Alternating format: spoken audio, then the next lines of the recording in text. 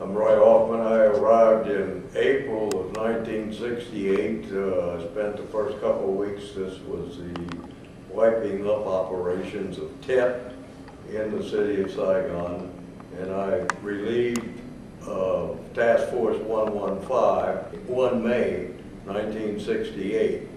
And at that time, we were still primarily operating as a coastal surveillance force, or market time, not doing too much on the inshore. That changed after that when Admiral Zumwalt arrived, and he interviewed me, and I told him that we had capabilities far beyond what just patrolling the coastline. So then we started operating inland, and that was the beginning. We organized under what was called the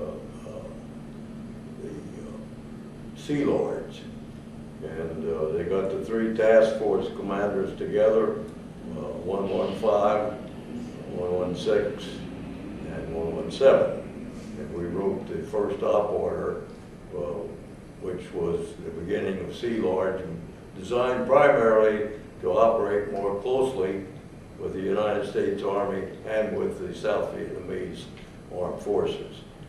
And that changed everything pretty radically.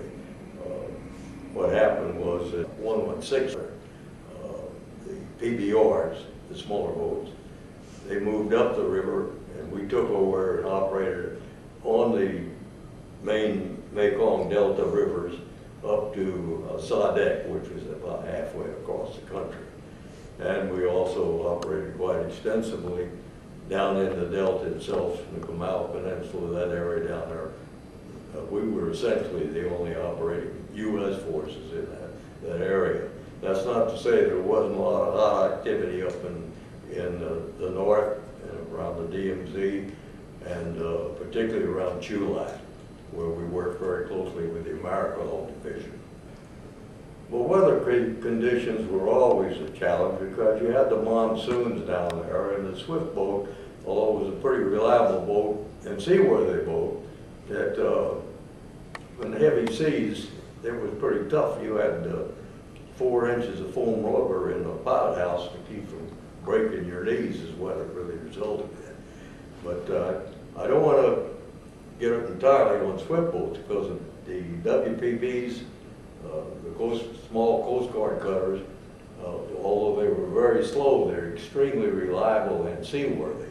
And they played a very large part in the offshore protection. But the main part of inshore was the Swift boats. And that was an obstacle. But I want to point out one thing. We had resources. That was never a difficulty. And although they had extremely long hours and sea tours and all that type of thing, I never felt for 1 minute that we didn't have the full support, not only of NAV-4V, the senior officer in the country, but also from MACV, where General Westmoreland, and later on General Creighton Abrams, both tremendous leaders.